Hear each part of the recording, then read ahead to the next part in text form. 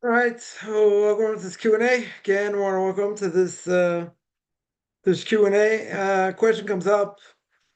Comes up sometimes more often than not, but does deserve a proper explanation, right? And that is, what do you do, or how do you explain the fact um, you can have rabbis disagree, right? They disagree about a lot of things. Disagree in Jewish philosophy. Disagree in Jewish law, right? A lot of times you have difference of opinion.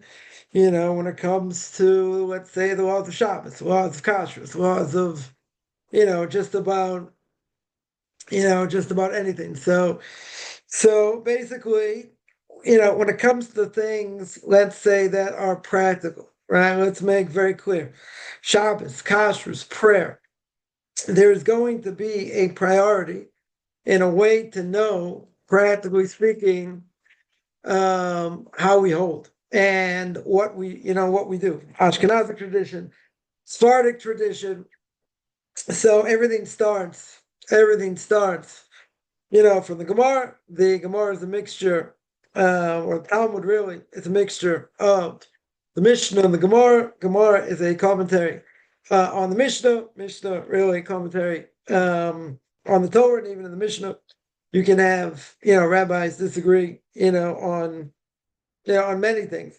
Doesn't really matter. And then the Gemara is going to clarify, and then you have the early commentators, later commentaries, till we get to the practical law of what we do. And sometimes we don't know exactly what the practical law is, right? Sometimes you have a case where you have to wait for Elijah the prophet to come, and he's going to answer the question. So it could be, right? In certain cases, we're going to be stringent, right? Because we don't know which way to go, right? We don't have a clear cut answer, but most things do have a clear cut answer, even if there are differences of opinion. So obviously, if it's something clear cut, that everyone agrees on, that's good. If there's a difference of opinion, so then someone will ask the question, how do I know what to do?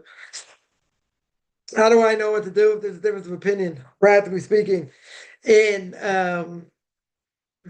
today's generation? You got you have a difference, of opinion. So that's whoever their mentor, rabbi, spiritual leader, whatever you want to call them, or local Orthodox rabbi, let's say.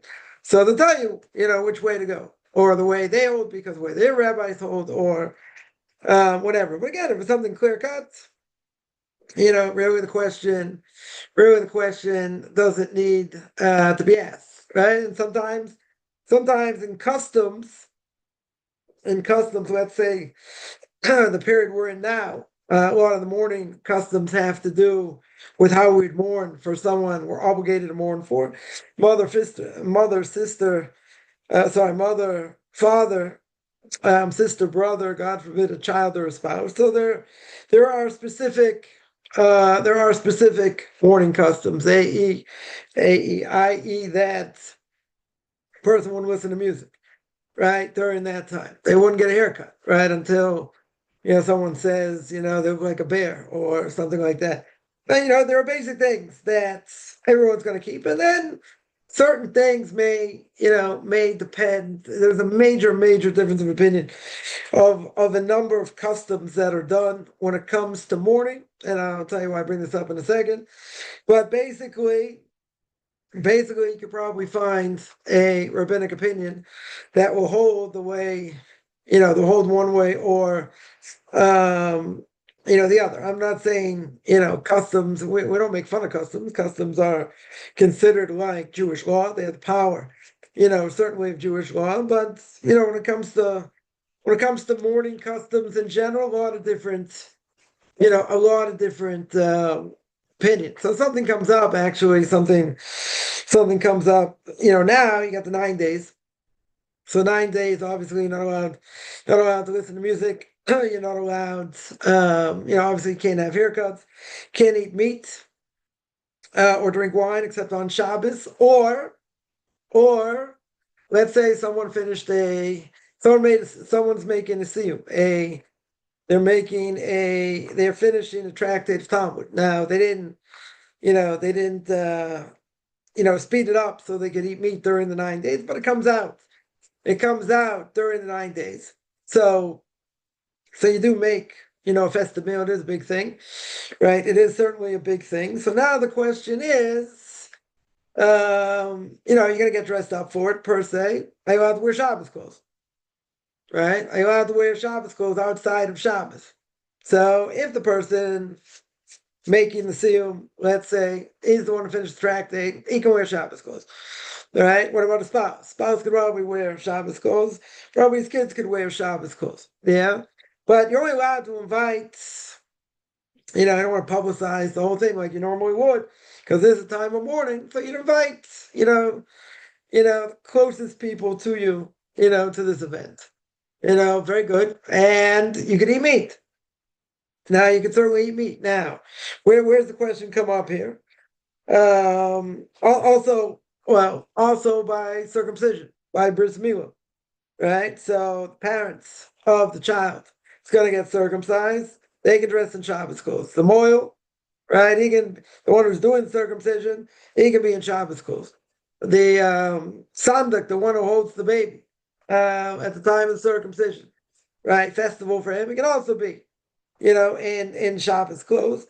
But again, this thing shouldn't be totally publicized, meaning there should only be some say there should only be 10 men, an exact amount.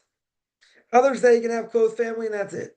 Right? You can't invite anyone else. So now the question comes up. So again, there are different opinions with that. So now something comes up. I'm going later to actually like a graduation. My son's youngest son graduating from, I guess we'd say, elementary school. So they are making a siyum. They are finishing a tractate. So I don't think it's already meet there, but it's it's end of the year thing, right? It's leaving the schools. So they make a big thing.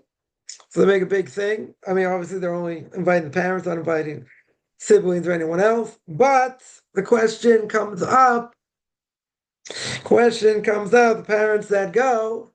The question is, can the child wear a tie? I mean, still a child, right? Even if he's 14, still a child. Can he wear a tie? He finished the tractate, let's say, right? So it's really, a festive thing for him, right? The question is, can he wear a tie? And, could the fathers wear ties? I don't think the mother's going to be wearing ties, but or Shabbos clothes. Now, the question's going to be, you know, we're not the ones learning the same thing that they learned. So there's a question participating. So you should be able to participate. That would be less of an issue because it's part of a bigger thing, right? It's part of a graduation. So this is just one aspect of it. But the question comes up, okay.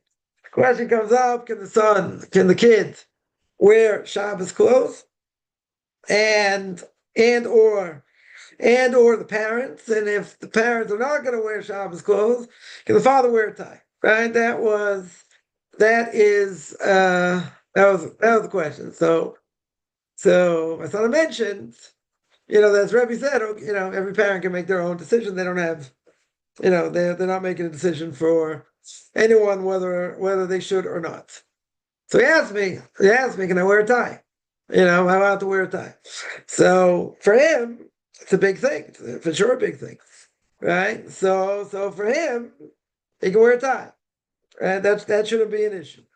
Now the question is, bigger question would be, what about parents? Right? What about the fathers? Can they wear a tie? Are they allowed? Are they allowed to wear? Are they allowed to wear a tie? Shabbos clothes, I would say not. Shabbos clothes, I would say not. But the question is, if you wear your everyday clothes with a tie. I mean, obviously, you get a nice enough suit, So, the question would be, are you allowed to wear a tie or not? Now, if you're not the one finishing the tractate, yeah. right? The question would be, let's say there wasn't finishing the tractate. Yeah, let's say it was just an end of the year thing. And it happens to come out during the 9 days. So if it would come out during the 9 days, I mean, you're allowed to do it. Obviously, you can't play music and you really can't dance or anything. But like whatever, let's say to give out awards, other things, you could do that, right? That you could do. That you're allowed to do. Now the question is, they happen to be making the siyum, so that makes it different. That makes it a little bit different. Why? Because here you get something really significant, right? They finished the whole tractate, which is not a small thing. Definitely not a small thing. So for them, the answer should be yes. They should be allowed to wear a tie. Yeah. Now, if you didn't have this, would they be wearing a tie? No. Most likely not. It was just an end the year thing. Would the parents be wearing ties? Probably not. Right? Not, here it's less formal anyway. In Israel, but would a parent be wearing a tie in general? I don't know. I don't think so. But now the question becomes now there's another added dimension. What's the other added dimension? They're making a seal. They finished tractate. That's something, certainly worthy of praise and something to get dressed up for. Okay. You're in the 9 days. So if you're the one that hadn't done it, so probably you wouldn't get dressed up. You probably wouldn't wear Shabbos clothes. Okay. Now the question is, could you wear a tie? Could you wear a tie? So I think my son, I don't think it's a question. I don't think it's a question. He can. Probably for the parents, probably not. I would think. I would think. I would think not. And the reason, again, if to participate, you're allowed to. That's for sure. The question is, since you did not learn the tractate yourself, so it's not really such a big thing for you, but it's a big thing for your kid, and you are celebrating. That's true. But to get dressed up and wear a tie, or let's say to wear regular suit and a tie, I would probably think no. I think for the kids it's okay, but I think for the adults probably not. Probably not. So, in any case, why do I bring this up? Because here you have a lot of differences of opinion, right? Especially in general when it comes to when it comes to mourning and mourning customs. Now, things in Shabbos, you got clear-cut things, right? There will be differences of opinion in some things. Okay. But even if there are differences of opinion when it comes to Jewish law, we know what to do. Right? We know what to do. A person will ask their own personal question, right, to their rabbi, and the rabbi tells them either yes or no. Yeah? Either you should do it for this reason or don't do it for that reason.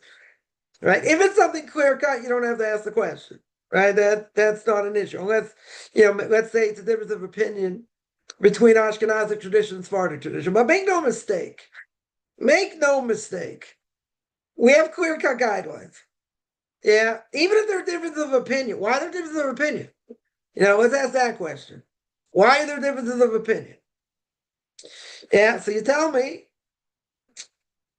like this, that what if I only had the right opinion? What if I had one opinion? Right? Let's say the Mishnah said X, the Gemara says Y, and the Gemara only gives one opinion. Let's say. So, okay. So you learn that, you go on to the next thing. Are there ramifications or are not ramifications? But why include everybody? Why be so inclusive? Would it be much easier to just pass it down and be less inclusive? Probably. People would remember it much easier because, there are less details. Right? The more details, the more confusing it can be. Right? There's no question. Now, why be all inclusive? Well, it's a very simple reason. Well, if you weren't inclusive, some people would say it's discrimination. You're only giving one opinion. Why don't you bring in all the opinions, even if you don't all like the other opinions? So what?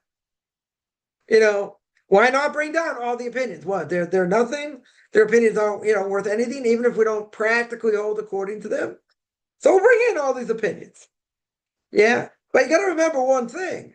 Up until a certain point, there were no disagreements. There were no disagreements. What happened? So now, we're talking 9 days, almost destruction of the temple coming up. Saturday night, Sunday, right? The fast of 9th of Av. So what happened? Exile. Dispersion. Jews were thrown out of Israel, right? Dispersed all over. So then there was a whole question. There's a whole question of what we do, because there was no clarity. Right? That clarity had been lost. Why had it been lost? Because everyone's dispersed. They didn't remember. Now all of a sudden they heard someone said like this, and someone said like that, and someone said like something else. Okay, does that contradict? Not contradict what we said before, right? So again, things got lost. Since things got lost, the Jews were in diaspora, and they were spread out. There was much less clarity. At a certain point, there was clarity, and that would have been passed down, and that would have been a problem. But what happened? They got dispersed, and there's lack of clarity, right? So they had to bring in all these opinions because they heard maybe it's similar, maybe it's not. They had a whole discussion. Very good. Rabbi Yehuda the Prince, Rabbi Yehuda Nasi, right? He put the Mishnah together. He organized it, and Ravasi and Ravami, they put the Gemara together. They put all these Talmudic sources, together, and put them in different tractates, and organized it. But there's another. So that's one reason. That's one reason you have a lot of different opinions. Second reason, potentially why you have different opinions. So there's a third reason, right? Now, again, if you're not into what's going on, you won't know this, right? Which is probably, most people are going to complain. There's too many arguments and the rabbi should agree. That's not the point, because you're outside the circles here. One thing you have to understand, what's the third reason? What's the third reason over here?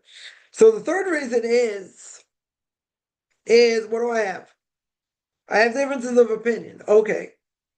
Now, even if I have differences of opinion, and the other opinions we don't hold of, right? There's going to be one opinion, or maybe multiple opinions, depending on the topic, that we will hold like. Okay.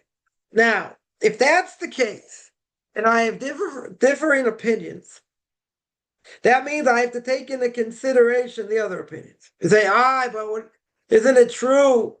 The book of Exodus, chapter 25, verse 2, you go according to the majority, right? Majority for good. Very good. So the rabbis say something, the halachas like them. True. That is very true. There are cases where the rabbis say something, and there are, probably a handful of cases like this, where we don't go like them. We go like individual rabbis against them. Then that's not normally the rule, right? Definitely not normally the rule. Right, but there are cases. There are such cases. But what's the point? Why bring in these other opinions? Because these other opinions have validity. Why do they have validity? Because if I want to fulfill my obligation according to everybody, which we try and do to the best of our ability, so then we have to take these opinions into consideration. And either I'll incorporate it in some way or I won't.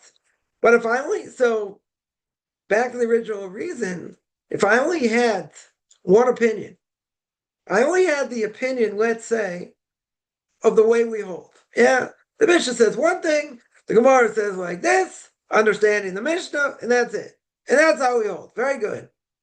But what if there were 3, 4 opinions there that don't appear? Right, that absolutely don't appear. And you get the right answer. And you know what to do. Now the question is, even if you got the right answer, did I see the whole picture? Now, if you only got one opinion, you didn't see the whole picture. And if you didn't see the whole picture, then you missed the whole thing. Because even though you're going to say, practically speaking, we do this, that, and the other thing, okay. A lot of my classes, conversion classes, I go soup to nuts. Yeah, but we get to the bottom line. Because if you don't get to the bottom line, you say, well, you got an opinion like this.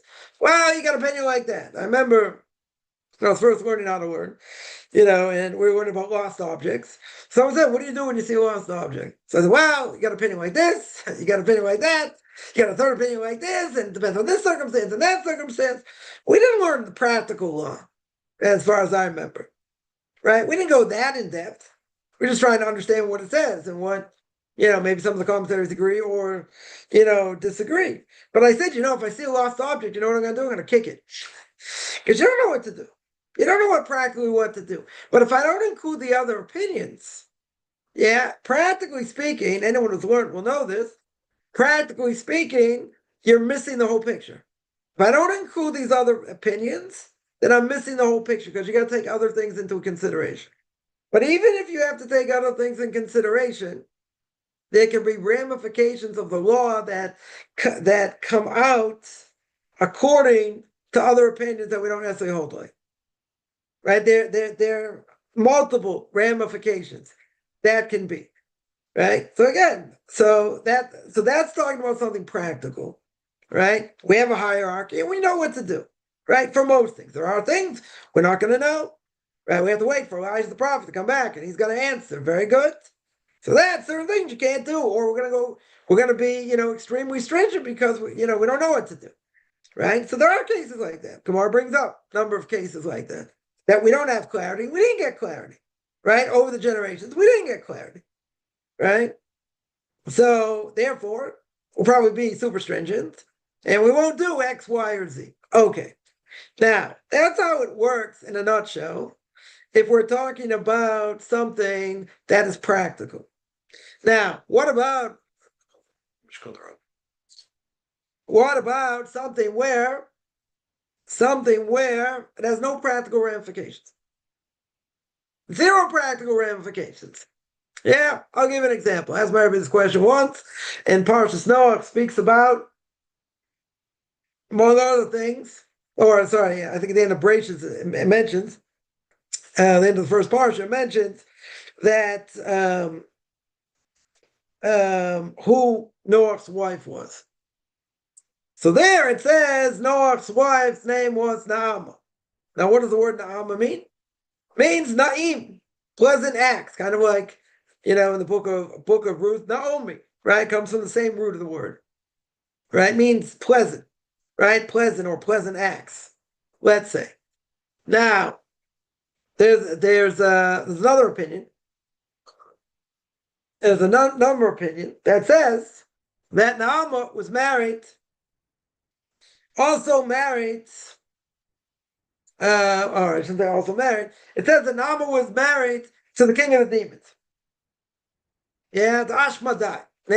He was the king of the demons. Yeah. Right? I think that's who it was.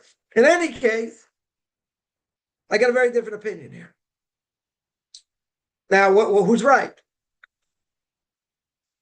Is Naomi, as the Torah says, she's married to Noah? Or is Naamah, is she married to the king of the demons?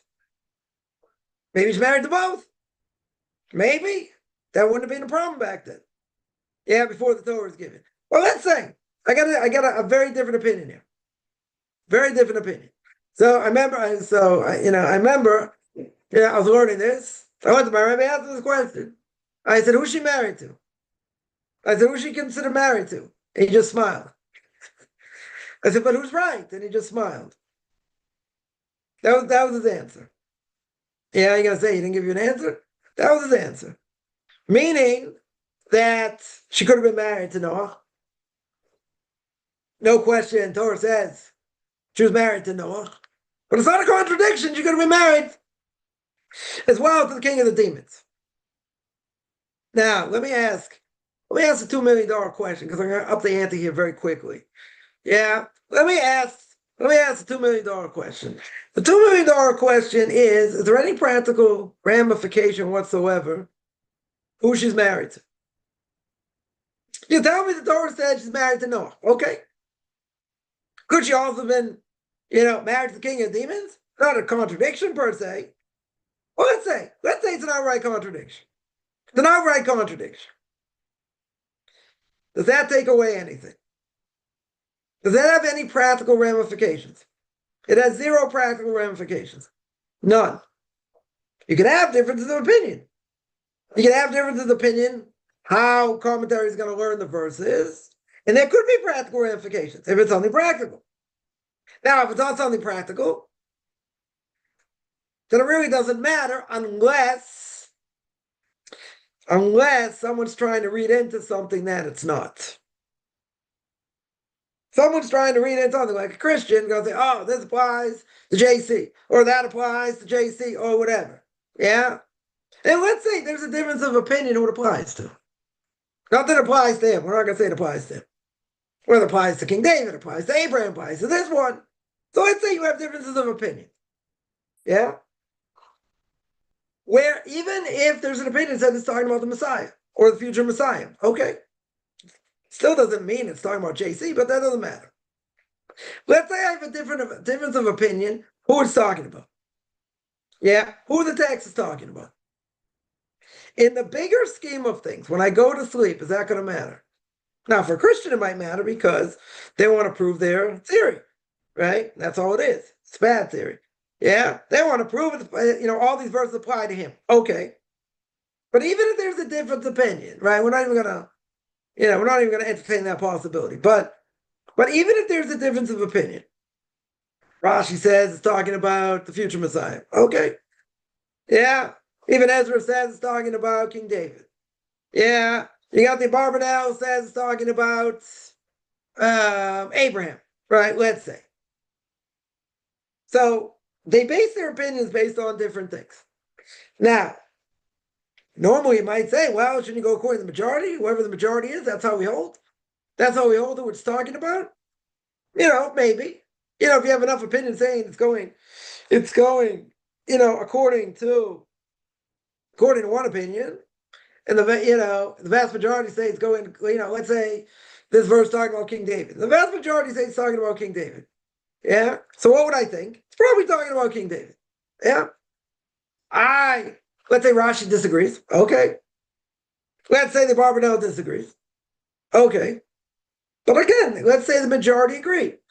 So I would think, unless you have good reason to think that the majority's wrong, could be. Maybe you got your own proof why you think they're wrong. Okay. But even so, and forget about the Messiah perspective here. Let's say it's an argument whether it's talking about King David or Abraham, right? Psalm chapter 110. That's what that was against, or 101 or 110. I think it's 110. Right? The question is who's it talking about? So the opinion is talking about King David. Seemingly, if he wrote it, most likely it's probably talking about him. Right? Rashi says it's talking about Abraham, and he brings his proof why. Others say it's talking about Abraham, very good. So the vast majority, if it's talking about Abraham, I would think it's talking about Abraham. Okay. Now, can rabbis disagree? Yes. Now, let me ask you, in a case like this, in Tanakh, where it doesn't have any practical ramifications, right? Again, forget about all the Messiah stuff. It has no practical ramifications whatsoever. Can I live with the fact that I disagree? Even better, you have midrashim that Talmudic texts didn't make it into the Gemara, and there are a lot of contradictions in midrashim. You can have a lot of conflict, a lot of contradiction. Now, it's always good to try and answer up contradictions. The Gemara does that all the time. The Gemara will say, "Oh, you said this like this over here. So why are you saying what you're saying over here?" So the Gemara answers. The Gemara gives one answer. Could give two answers. Right? Yeah, early commentators, later commentators give other answers. Okay. But there'll be an answer. Unless it says, well, we don't know, and we're not sure, you have to wait for Elijah the prophet. Okay. Now, let's say in this case, I'm not even talking about necessarily hard verses. They don't have to be hard verses. Yeah, even if it's a relatively easy verse, when you're learning the prophets, you gotta see what the context is because the prophet changes. Right? He changes what he says. Right? Goes on to another thing, but is he talking about the same topic? Or is he talking about other topics? Right? You're in the beginning of Isaiah. You have to look at like chapter 6 or chapter 7 to see what he's talking about. Because what he's talking about, he says something, but it can't be what he means over there. Because you didn't talk about it. So if you didn't talk about it, where you talk about it, so Rashi on the spot will say, another commentator will say, oh, you gotta look at chapter 6. You gotta look at chapter 7, that's where he talks about it. But he mentioned it here for this reason. Now again, even if other commentaries disagree, and they say, no, it's not that reason, it's a different reason. Okay. Unless it's something like absolutely heretical or something like that, they can disagree. Now, who do you think is right? Okay. You can make an educated guess why you think one is more right than the other. Okay. Does that have any practical ramifications going to keep a person up at night and they won't be able to sleep? No. You know why it doesn't bother people? Because it doesn't have any practical relevance. It's interesting. You know, you know, prophecy comes from God. Very good. So we have to give it over. Very good. It's not always easy, even with whatever translation you have. It's not easy to know exactly what he's talking about. You're not making clear what he's talking about. A lot of times, prophets talk in metaphors. See, Christians hate this. They say, no, it's literal. Right? Right, in the book of Isaiah, it says that Isaiah saw God sitting on a throne. What's the problem with that statement? The major problem with that statement. What's the obvious problem? Go back to the book of Exodus. Nobody can see my face and live, God says to Moses. Moses wants to understand the way God runs the world. He says, you can only see me in hindsight. You can see me from the back. This is a major problem. This is a major problem, seemingly contradiction. That's why a lot of people don't learn Tanakh. Because seemingly, again, I say seemingly, because it's not a contradiction, right? But it looks like an absolute contradiction. Yeah. And a Christian will say, see, it's JC. Must be talking about JC. I'm going to be talking about JC. Yeah. Yeah. Nobody can see my face and live, God says. So it can't be God himself. Oh, you're going to tell me, but Isaiah said he saw God. Yeah. He saw God. Very good. I got a major question. I'm not questioning Isaiah saw God, right? I'm not questioning. The question is, what does it mean? Yeah. Now, if he says he saw God sitting on his throne, it's a major philosophical problem. Yeah. I mean, more than philosophical. It contradicts what the Torah said. Contradicts. You know, you can say the same thing. The angel of Asaph fights with Yaakov. Yeah. He fights with his archangel. What is that archangel? Every nation has their angel that advocates for it in heaven. That the angel advocate, we want this for our people, we want that for our people, whatever. So after the angel cannot do anything to Yaakov, except hits him in the hip, and nails him in the hip at the end, Yaakov says, I've seen God face to face. That can't be. That needs explanation. For sure it needs explanation. Only see God's face and live. Right? So it must have been an angel. Right? It's very clear. It's an angel. The Torah, the translation always is an adversary. That's what it is. The Gemara asks question. Aaron Chulin asked the question, who was it? What was it exactly? What is this adversary? Some say it was the evil inclination.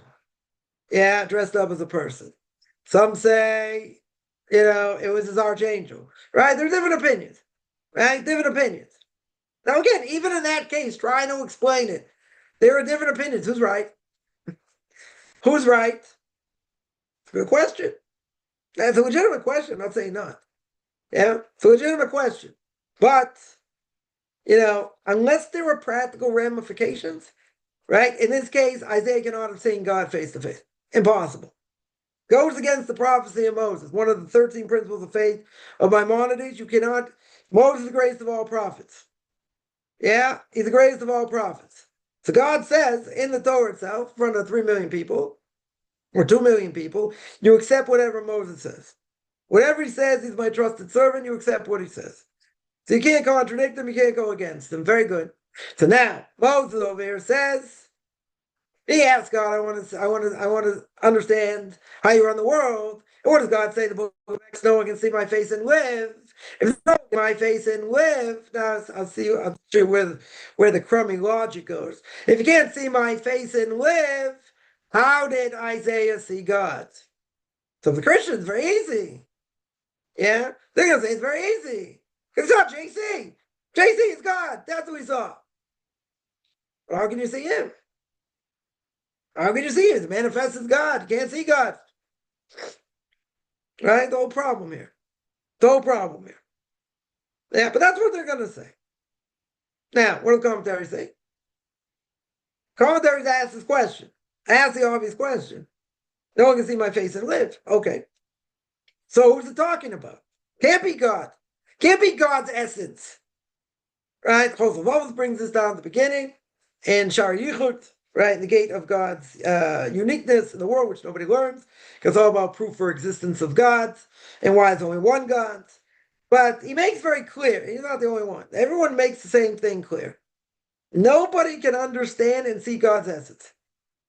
Yeah, God's not human. You can't put him in a box. He has no form. Yeah, right? So that's obviously a question. Right? How could Isaiah say, how could he say, I saw God, I saw him sitting on the throne. What did he see? He saw a dot, he saw a cloud. What did he see? He couldn't see his essence. That's nothing, according to Jewish philosophy, right? He can't see his essence. Everyone agrees he can't see his essence. So what did he see? What was the image that he saw? And the image he saw, commentaries say, he saw an angel. He saw an angel. He didn't see God face to face. You can't see God face to face. So he must have seen an angel, right? That's what many of the commentaries say. Again, the Christian's not going to buy that. I'll say it's proof for JC. Okay? Yeah. So unless it's something heretical, like in this case, then, right, then it has to be clarified. Then I have to dig in and understand really what's going on. If I have a difference of opinion, and there are no practical ramifications, and there's no heresy, yeah, it's a difference of opinion. It could go this way, it could go that way. Okay. You like the fact better that Nam was married to Noach instead of the king of the demons? Okay. Does it make you a heretic if you say no? No. Does it make you a heretic? For sure not. There's a difference of opinion. Okay. If there are differences of opinion, which has no practical ramification and no heresy, what does it matter? What does it matter if it's not clarified? It's things we can't know. There are things, the prophet said it came from God. Very good. Now, what did the prophet do? The prophet gave over what God said. If he doesn't give over the right message, he dies. Death penalty. Yeah. So when God speaks to a prophet, he has to get the message right. Very good. So now he gets the message out. Right? He gets the message out. So people understand, okay, what's he telling them? You look at the prophet Jeremiah, very clear. Right? His main prophecy is destruction of the temple. That's his main prophecy. He's got other prophecies. Okay. But that's his main prophecy. Now, if the prophecy is clear, then God's giving the prophet a message to give over for the generation. Okay. What about you have all these other prophecies that Isaiah says, I saw in a vision. Or God came to me and he said this and he said that. And everyone agrees Isaiah's the prophet. Yeah. Those prophecies, he gives over in the right way. Very good, but what does it mean? So what exactly does it mean? Did he mean like this or did he mean like that? That doesn't mean he didn't give it over right. He gave it over. He gave it over. Question is, what did he mean? When he said it, that I can have difference of opinion on. Yeah. If he's coming to say, to change the Torah, you don't listen to him. He's a false prophet, even if he does miracles. You kill him. Right? False prophets have been disastrous for the Jewish people. Disastrous for the Jewish people throughout the millennium. So you kill him. 100%, even if he does miracles. But a prophet cannot come and contradict.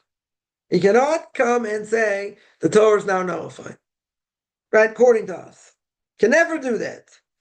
Goes against the prophecy of Moses himself, who was the greatest of all prophets. This is internal logic. This is not what the rabbis say and anything else. This is internal logic. Absolute internal logic. Can't go against what Moses says. Again, Christians are going to have their reasons. They're going to say all kinds of things. Why we're not chosen anymore. Why we're not this. Okay. Doesn't matter. Doesn't change. According to us, it doesn't change. But again, what's the bottom line here? The bottom line is I can have a difference of opinion. There's no heresy, right? Let's say, yeah, we'll make it very easy. There's no heresy. There's no problem, right? There's no problem over here. There's a difference of opinion what he meant. Okay. But there are no ramifications. There are no ramifications at all that are practical. There's nothing over here that's practical. So my $2 million question is, as we'd say in Boston, who the heck cares? Who cares? Who cares if I have a contradiction? Does it really matter? Right? Does it matter or not? And what's the answer? Does it matter? You can say, well, what's your opinion? What do you think? Okay, I can give my opinion. I can say, I think it's like this or like that. Someone else can say, no, I hold it like the other side. Okay. Well, there's no practical ramification. If there's no practical ramification, then it doesn't matter. It doesn't matter. You say the rabbi should agree more. Great. But they don't. And there's good reason why they don't. Because we've been in exile for 2,000 years. And there's a lot of clarity we never had. Yeah? So it makes sense, but we do have clarity in other things. We got plenty of clarity when it comes to Jewish law. And we know what to do. Come Sukkot, everyone's going to have a lulav and an esrog. Right? You're living on steroids. Everyone's going to have palm fronds. Right? They're going to have their lulav. They're going to have willows and myrtle leaves. And they're going to have to be a certain size and whatever. Everyone's going to have the same, more or less. That's not going to change. Sitting in a sukkah is not going to change. How big the sukkah is, what it is, that's not going to change. We have answers for that. There's clarity what to do. Yeah, many things. Many things in Jewish law, there's clarity. Even if there are differences of opinion, it doesn't matter. Doesn't matter. But exile did a job on the Jewish people. So that's why you don't have, you have differences of opinion. But when it comes to Jewish law, you got to know what to do. You can't just say, well, they disagree, so what? You can't do that. You got to know what to do because the Torah is supposed to be one.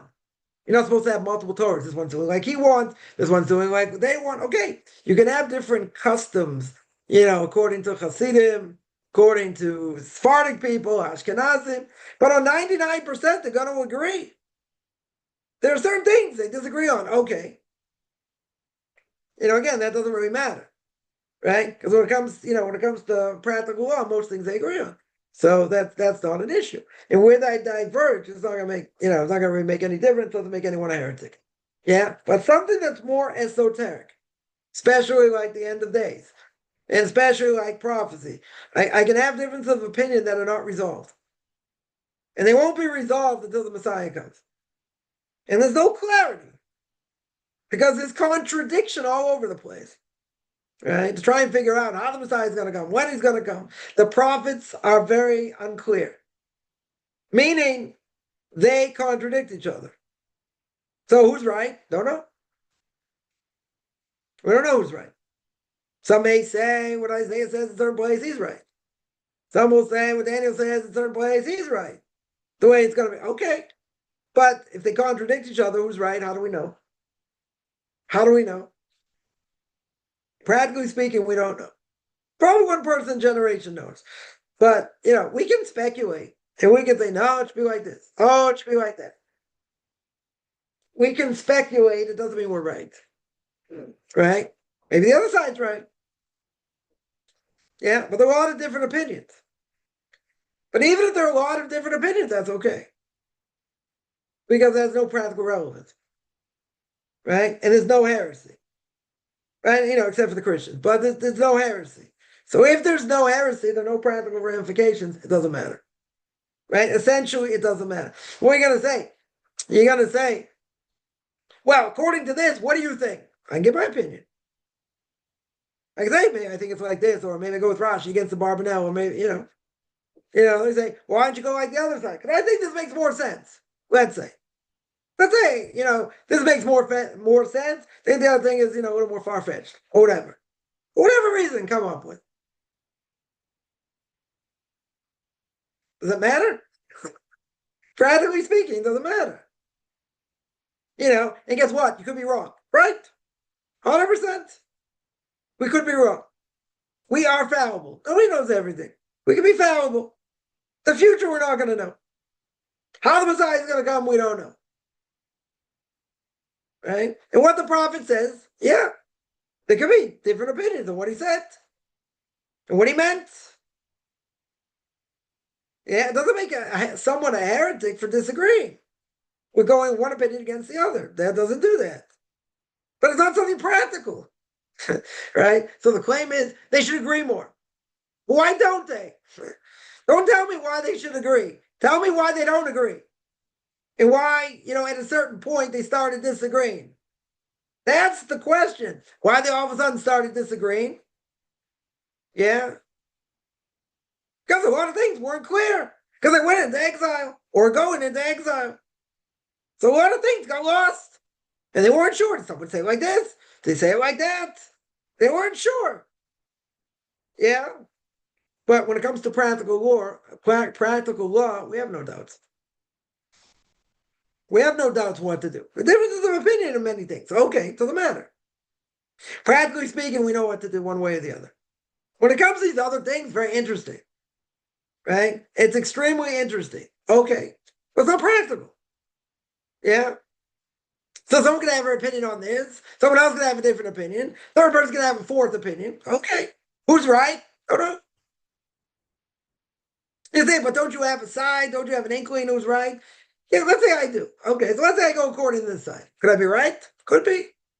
Could I be wrong? Certainly could be wrong. Does anybody know? This is the point. Does anyone know for sure? No. They can say, I think like this. And I hold like that. Okay. Does that mean everyone else has to? Not in this case. So it's not practical. Could be like this. They can say, I think the world's being set up like this, and I think this is what's going to happen. May not happen. Certainly may not happen. Does that make me a heretic for disagreeing? No. Because you get other people say the same thing.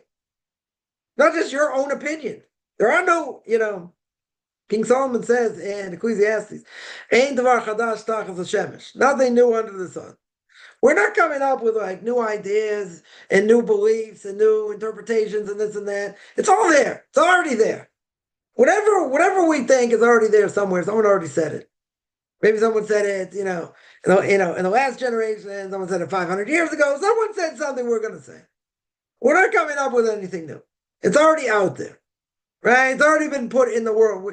It could be. Maybe we're going to bring it down to this world, whatever. Maybe say it in a different way than other people might have said it. Okay, but it's not new. The idea isn't new. We're not coming up with new things. I remember I had certain rabbi questions, and it's like, yeah, that's an old question. Yeah, that's an old question. Yeah, nothing new. The question's been debated. Been debated, past 300 years, the last 2,000 years. Been debated this way, that way. So now you're coming up with another thing that you want to add to it, whatever. Okay, but the same debate. It's the same debate. You're just coming to add in another piece of information, let's say. Okay. Yeah, but again, if it's not in practical terms, then really it doesn't matter. Right? And, some people are going to get like, get their feathers ruffled or whatever because it bothers them. The rabbi should agree. Yeah, they should. They should because of exile. They don't. And they see things differently. Not everyone's going to see the same thing. Doesn't mean the Torah's not true. So what does it mean that? Yeah, all right. So that's why I want to speak about that. Let me see about questions here. Someone asks, who was the advocate of people and conversion? I don't understand the question. What do you mean, who's the advocate? You should be your own advocate. Why should someone else be your advocate? Sponsoring rabbi can be an advocate. He can be an advocate to help, right? Lay people can be an advocate to help. Someone who teaches them can be an advocate to help. I mean, I'm not quite sure. Not quite sure the question, right? Who has to be the advocate? right? The main person who has to be the advocate is themselves. That's who has to be the advocate. Yeah, and what if you can't get anywhere yourself? So then you have to ask other people to help you. Either rabbi of the community, rabbi of synagogue, someone else. You have to ask them. You have to ask for help. But really, who's the main advocate? No one wants to hear this. Definitely no one wants to hear this. You should be your own advocate. But what if you can't be? No one's going to listen to me. I'm a guy. Yeah, okay. But you have to be your own advocate. You can't be, confident language can't be a wuss. You got to be out there. You can't be an introvert, right? If you don't advocate for yourself, who's going to advocate for you, right? You say, well, rabbi should advocate for me. Should. Yeah. First person going to advocate is you. Yeah. But a person needs help in advocating, right? So rabbi of the community can help. Rabbi of synagogue can help. Someone's teaching them can help. Yeah. Number of people can help, but the biggest advocate is the person themselves. If a person's gonna be introverted, you won't get anywhere in this process. Right? That's for sure. Someone asks, if a writing states one thing but can be refuted by Torah, why consider the new writing over the original of what's actually written in the Torah?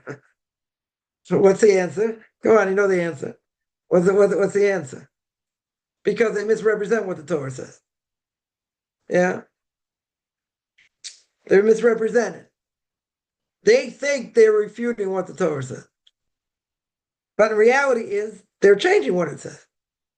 And that's what the Christians do. They mistranslate. That's exactly what they do. They mistranslate. And they say, oh, this applies to JC, but it wasn't, it was 200 years before or 200 years after. Right? They're historical inaccuracies. But again, their whole thing is based on the Torah itself. And they're going to say, this applies to this. Well, yeah, I saw a quick clip. I didn't want to watch the rest of it, but I'll give an example. Book of Genesis, chapter 18. Abraham, I think it's chapter 18. Abraham just had circumcision. So he's waiting for guests. So 3 people come. 3 Arabs, disguised as angels, as Rashi says. They came to give do different things. One to heal Abraham, one to tell Sarah she's going to have a child, and the other overthrows Sodom. Now, at that point, he sees three Arabs coming, and he's in the middle of prophecy. He's in the middle of divine communication. Now, if he's in the middle of divine communication, what do we learn out that he goes to take care of these Arabs, these guests? So the rabbis learn out very clear that having guests is more important than talking to God. How do I know? Because he stops communicating with God. He stops the communication, and he goes to deal with the Arabs. And he goes to deal with them. That's what the text tells us.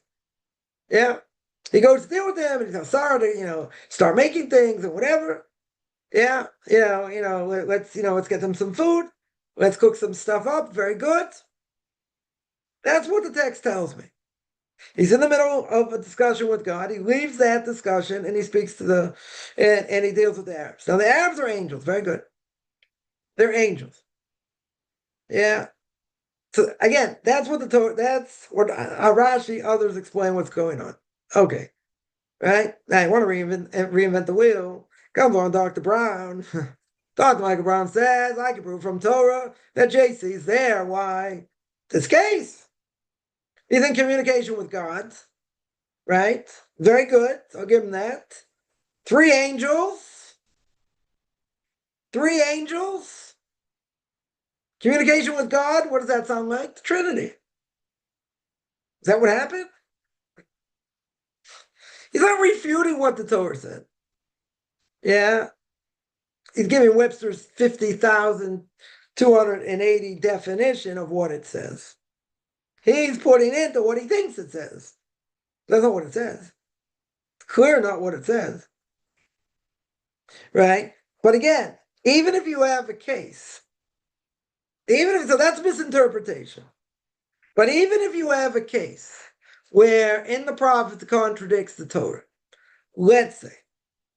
Now, if he's a prophet, he cannot contradict the Torah. Otherwise, it's a false prophet. Even if he does miracles. So since by definition he can't contradict the Torah, that means there is no contradiction. There cannot be a contradiction according to us. So what's the answer? What's the answer when this happens? The answer when this happens is you got to find an answer. You got to see why it's not a contradiction. Right? The example we gave, right? In Isaiah. Isaiah says, I saw God sitting on his throne. Impossible. Contradiction against what Moshe Rabbeinu says. No one can see my face and live, God tells. So it can't be that. Okay, so now you have to come on to another explanation. It ain't JC, I'll tell you that. That's for sure not. Yeah? So they're talking about an angel. He saw an angel, according to most rabbinic authorities. He saw an angel. But you have to answer out the contradiction. The contradiction has to have an answer. Yeah? So now you're going to ask, why consider the new writing? Because it seems to contradict. If it seems to contradict, you got to tell me why it doesn't. You can't just say, well, we're not going to hold by it because it's a later thing. Who says it's not true? You're talking about a prophet over here. We're talking about something that's true. Yeah, not any false prophets or anything else. Right? We're talking about something that's true. So if this is true, you can't contradict. You cannot contradict it by definition. So I need an answer. 100% you need an answer. Right? But you're right. If some crackpotter said something, it wants to bring a contradiction, we're not going to hold by it. Right? We have to, we probably have to answer why it's not a contradiction also. Yeah? But you're asking why should the new writing come along? That's your question. Why should we even consider it? So I'll tell you. Because if it's something, you got to see if there's any truth to it. So if you know it's a false book, I don't even have to entertain the question. Yeah? And it's not just, we don't have an answer. There are plenty of answers. I don't have to answer every stupid question. Yeah? Any crackpot that asks a question, I have to sit there and answer it. Maybe a few here and there. What do I care what a crackpot says? You're right. It shouldn't matter. So, if they're coming from a source that's a false source, then yeah, it's not even a question. Right? But I would say, if there's a question that seemingly comes in contradiction, then you can't just blow it off. You have to see, is there validity to the statement or not? You got to answer it. You should answer it. Yeah? To show why it's not a question. Since it said God owns and created everything, isn't he the majority? Always, yes. But the question is, if that's true, you got to understand what he said. Now, if he's talking to a prophet, if a prophet comes and he says X, Y, and Z, and we agree, and everyone agrees that he's a prophet, so if everyone agrees he's a prophet, he can't contradict what God says. But you say God's the majority, okay. But now I have a statement that seems to go against what he said. But you're going to tell me, but God's the majority. Very good. Why doesn't it deserve an answer? Even if God is the majority. You got to say that's not what it means. You can't just say God's the majority. If it's a direct attack and a direct refutation, or it looks like a refutation, you can't just say, well, God's right. No one's going to accept that as an answer. You have to answer what he meant by what he said, and why this is not a refutation. That you have to do. Well, listen, if you're talking to a brick, then you don't even get in the conversation. You don't even waste your time. But, you answer it. Right? Even if God is the majority, it doesn't matter. That's not going to matter. That's not going to matter because it has to be understood why. It absolutely has to be understood why. Then, does it say, listen to his voice? And the prophet's writings have warnings against the people not listening. Very good. Yeah, that's true. So why listen to the sages about ignoring the voice from heaven? Because the Torah was given to man. It's one of the Psalms we say every day in the morning. Right? That the Torah was given to man. Wasn't given in heaven. Right? Famous Gemara says that if the halach is like me, let the waters go backwards. Waters went backwards. If the halach is like me, let this tree uproots. Tree uprooted. If the halach is like me, Yeah, let the walls of the base medrash come down. They started to shake. Finally, the rabbi said, "Lo bashamayim." The rabbi said the Torah's not in heaven. God gave the rabbis the right to interpret. And then the Gemara says, hard to understand, we're not going to go into it, but hard to understand, God says, my children are beating me. My children have beaten me. What does that mean? God can't be beat. In any game you play with God, you lose. Unless they let you win. Yeah, you don't win. Yeah, so what does that mean? It means, simple explanation is, when they say the Torah is not in heaven, it doesn't matter what God thinks here. What God thinks is irrelevant. He gave the Torah to Moses. Moses gave it to men, gave it to the Jewish people, and he gave the ability for the Kohanim, who are the teachers, that you got to listen to them in every generation. They're the ones giving over Torah. The ones giving over Torah, after that are the rabbis. You got to listen to them. Right? Not only that, the Torah says you get that penalty if you don't listen to them. You get that penalty. Even if you hear a heavenly voice, you got to listen. You have to listen to what the rabbis say. Right? Right? And the Gemara says clearly, the rabbi stood up and they screamed, Lo bashamayim. The Torah's not in heaven, and the wall stopped shaking. God himself said, the halach is like Rabbi Lezer. What are you doing? The halach is like him. In all cases, why are you arguing on him? They said, God, it's very good. Very good to put in your 2 cents, but Torah belongs to us. The unbelievable statement. It's unbelievable Gemara in many ways. Right? It has to be understood in its full depth. But think about what's being said. They're going against what God says. But why? Not that they're defiant. Not that they're heretics. Why are they going against what God says? Because God doesn't have to have a say in the Torah in this world. The holidays fall when they fall because when do the holidays fall? They used to send a person to see the moon, and when he saw the moon, it was like this or it was like that. They knew they had an extra day or not to the new month. So we made Rosh Chodesh. We made the new months based on that. And then the temple's being destroyed, he'll work out a calendar for all generations. Okay. Okay, so on a festival, in the Shemona Esrei, right, before you, in the silent meditation, whatever you want to call it, so the main blessing we say, before you get to the sacrificial service, you make the blessing that God chose the Jewish people. Now, if it's on Shabbos, you mention Shabbos first, because God sanctified Shabbos. Otherwise, you say God chose the Jewish people, and he sanctified, and we sanctified the holidays. We sanctified the holidays. What do you mean we? That's on God's hands. We did that. God gave his command to do the new months. Very good. But we're the ones that sanctify the new months. And if we don't sanctify it and we missed it and we blew it, then it's sanctified in heaven. Also needs to be understood. Yeah? That also needs to be understood. But simple explanation is, you say that we sanctified the holidays. What does that mean, we?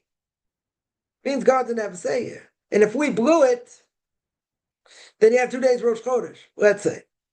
You have 2 days of the new month instead of 1. God doesn't have a say in that. We blew it. Okay. The holidays will come out when we did what we're supposed to do. And even if we didn't, technically speaking, it would be sanctified in heaven. Okay, that needs to be understood. But if we do what we're supposed to do, then we say that we sanctified it. We sanctified it. Not God. But if the festival comes out on Shabbos, you say Mekadesh Shabbos v'Yisrael v'Azmanim. Saying that God sanctified Shabbos, because we don't sanctify Shabbos. God created Shabbos. Yeah? So that's why that comes first. And then you're saying sanctify Shabbos and the festivals, because you have a festival on the same day as Shabbos. Very good. Who sanctified the festivals? We did. Who gave us a command to do the festivals? God did. Very good. But we need to sanctify them to be on certain times. So therefore, even if we didn't, it's still sanctified according to heaven, but we have to do it. We have to do it. And even if we blew it, God can say, okay, the first day is like this, the second day is like that. No, God doesn't have a say. Right? It's an interesting philosophical thing here. God does not have a say. Why doesn't he have a say? Because he gave the Torah to man. So he lost to say the Torah is not in heaven. Yeah, that's the answer. What was the other questions here? One second. Right. So when I mentioned Genesis chapter 2, verse 3, God created Shabbos, right? Yeah. Why? Why do we reject him? Because he never fulfilled anything he was supposed to do. That's why we rejected him. Someone asked, will Moses be a prophet? Will Mashiach be a prophet? Greater than Moshe Rabbeinu? No. He'll never be greater than Moshe. No prophet greater than Moshe. That's what the Torah says. Be a great warrior, great leader, 100%. He won't be a prophet. He won't be a greater prophet than Moshe. Yeah, because the Torah says very clear. There's no prophet's going to be greater than Moshe. Yeah, so that won't happen. Someone asked, I said every nation has an advocate angel, right? They can advocate in heaven for what it needs, right? So again, with Esav, many say it was the archangel of Esav. Yeah. Others say not that way. They said it was an angel, but it wasn't him. Or it's the evil inclination, different opinions. Different opinions of who it was. Now, someone asked, God thinks, if what God thinks is irrelevant, why I need a Messiah in spirit of Hashem? Whatever was the Messiah, it's not a rabbi, anything else. Very good. Very good. What God thinks isn't irrelevant. God runs the world, right? He runs the world. The difference is he gave us the ability to keep his Torah in this world. Yeah? Now, the Torah says keep Shabbos. There are three things that the Torah makes very clear about Shabbos. You can't carry, you can't cook, right? You're not allowed to cook. You're not allowed to carry. And I'll remember the third thing shortly. Whatever it is, there are three things. Now, there are 39 categories. So someone can say, why do I have to hold according to what the rabbis say? God only said three. So again, the bottom line is going to be, do we have an obligation to listen to what the rabbis say and how they interpret or not? God gave them the ability. Obviously, he's putting inside them what to come up with and what to think and, and all that, but they have the ability. They absolutely have the ability. So God's going to bring the Messiah, right? Rest his spirit upon him and all that, and he's going to take care of business. It's not a contradiction. Why would it be a contradiction? We're saying that the law in this world, according to Torah, goes according to the principles that God said to Moses at Mount Sinai, interpreted by the rabbis of this generation. But there's one caveat. The caveat is God cannot force our hand. So we say, well, if he knows what we think and he puts thoughts in our mind, so he's getting what he wants anyway. Okay, but even without that, if we have the ability to interpret, if the rabbis have that ability to interpret, God can't say anything. He gave us that ability. Yeah. Now, why does God need a Messiah? He needs a Redeemer. He said he's going to bring him a Redeemer to redeem the Jewish people. Why does he need it? He doesn't. You're 100% right. He doesn't. It's not because of what we think, what God thinks is relevant. That has nothing to do with it. That has nothing to do with it. He brings a Redeemer because he wants the Jewish people to be redeemed. And that Messiah is going to have certain character traits. Very good. Yeah. It's not an outright like, we're going to do what we want, we're going to spit on God and do whatever we want and say he can't do anything. No. He gave us the Torah, right? He gave us the Torah. Very good. Can you keep the Torah without any rabbinic interpretation? No. I don't care. People got to say rabbis took too much power. They did this. They made it too hard. It doesn't matter. I'm not going into that. Right? That's an irrelevant point. Yeah. God gave the Torah in the base of all the things we do. 80% of it doesn't make any sense. If 80% doesn't make any sense, how are we going to know what to do? And why can God give the death penalty if we don't know what to do or how to interpret over here? So God gives us the ability to interpret. Yeah, if he gives us the ability to interpret, it's not like 50-50. It's not like 30-70. He gave us full rights. If he gave us full rights, that means he doesn't have a say. He gave us that right. Obviously, if we're doing what we're doing, we're on the right track. And we're keeping what we need to keep. And we're interpreting the right way. That Gemara means, yeah, when God says halacha is like this, we don't listen to him. But everything else, he's given us the base to do what we do. He gave us the base. And all the interpretations, and all right, it took a long time, to bring that down to the world. Very good. God has his messengers. God doesn't need any messengers. Remember that. He doesn't need any messengers. He doesn't need spiritual messengers, right? Doesn't need angels, doesn't need demons, doesn't need any of these things. God can run the world the way he wants by himself. Why does he have messengers? Read the book Derech Hashem. He'll tell you. He'll tell you exactly why God has his messengers. Yeah? He doesn't need them. Why does God need to judge in heaven like we judge on earth? Why does he need that? Why does he need an angel to be created, for every deed we do, whether it's good or bad, right? And you have angels recording everything we do. So when a person dies, all the angels are going to testify. What do you think? God doesn't know? God doesn't know what's going on in every single person's life at every second of every day? He knows what's going on. He doesn't need the angels.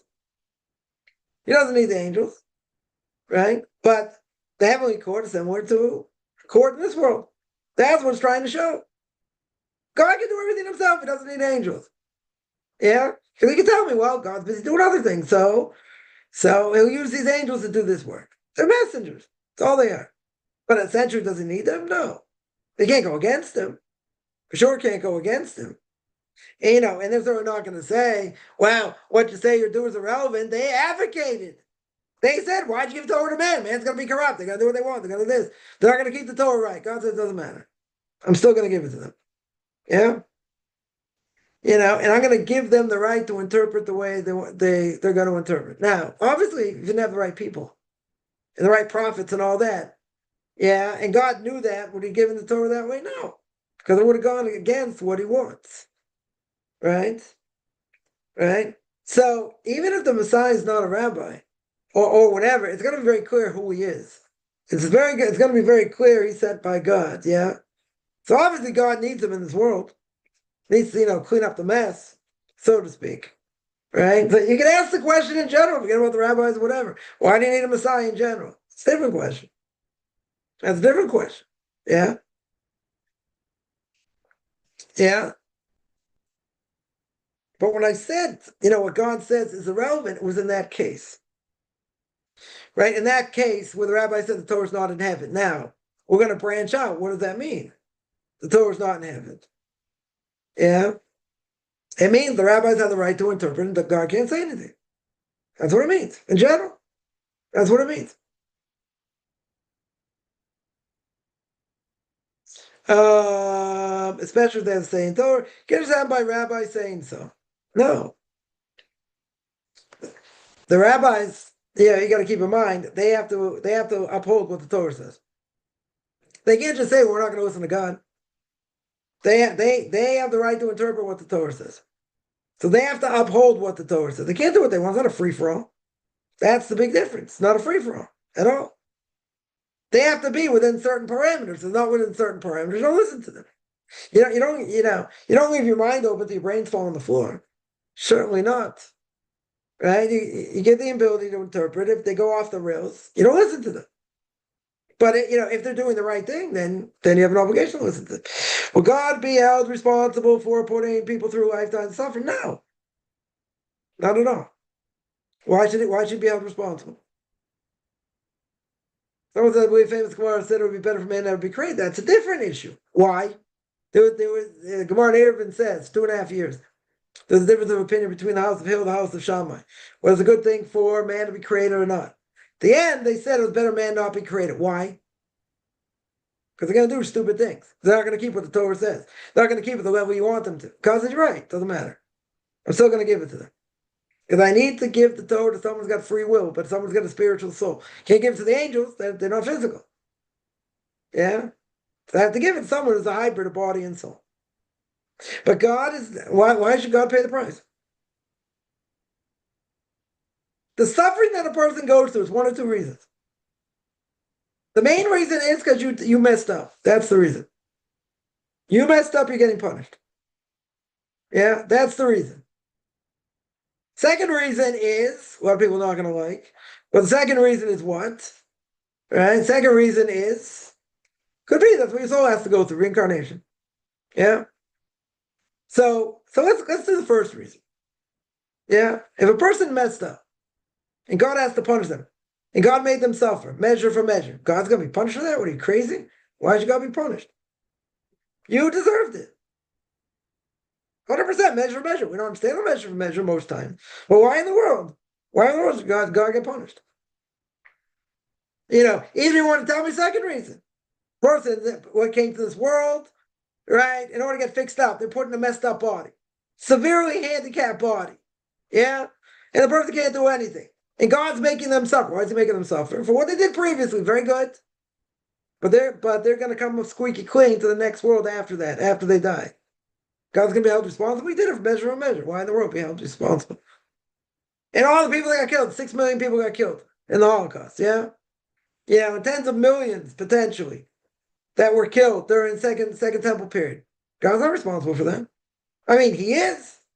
I'm not saying he's not responsible. He's responsible, but why did he do it? That's the question. Why did he do it? Because obviously that generation, did something severely wrong. It was punishment. Some say maybe they were reincarnated souls and they had to be there, from the second temple period, they got wiped out, got wiped out in the Holocaust. I don't know. Whatever it was, that generation had to get severely punished. Why? Can't answer. But God's going to be taking a task for for doing it. He's going to make very clear why he did it. We're just not going to be able to see it in this world, right? We'll see it in the next world. God will make very clear, why he did it. But he's held responsible. He did it. You're right. 100% he did it. That's no question. That's no question. He had a lot of helpers. Had the Latvians, had the Ukrainians, had the Russians, had the Germans, had the Poles, had the Hungarians. He had a lot of help. He had a lot of help, a lot of messengers. Okay. But he's going to be held responsible for making people suffer? He did it. You're right. He did it. Why did he do it? That's the question. Why in the world did he do it? But anything against the Jewish people is punishment. If we get tossed around and this and that, it's punishment. Why is it punishment? 99.9% of the time, it's going to be punishment for sin. That's why. That's the only reason. Yeah. So he's going to put himself on trial and say, why did I do this? He feels the pain. I don't think there's any question. He doesn't want to have to do it. The same thing, a parent doesn't want to have to punish a child. Why does a parent have to punish a child? Discipline them. Why does God have to punish his chosen people? Discipline them. You want to be close to the king, there's payback. Yeah. But he's going to show at the end of the day how it was supposed to be and why it was supposed to be. He's going to show that. It's very hard for us in our puny brains and the human body to understand what the good is in this. Very hard. But God's going to clarify all that. It's not going to clarify it now. You have to wait.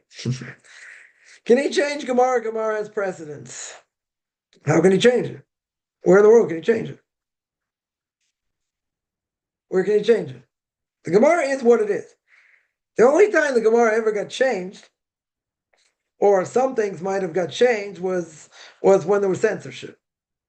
They want to say all these negative things against JC, so they put in certain words to make a general thing as a non-Jew, not necessarily reflecting on him. So they changed certain things. Okay, God's not going to change it. That's it. It's codified. Never going to get changed, right? That's why we don't have an Apocrypha. We don't believe in the Apocrypha. Once the 24 books were canonized, they were canonized. That's it.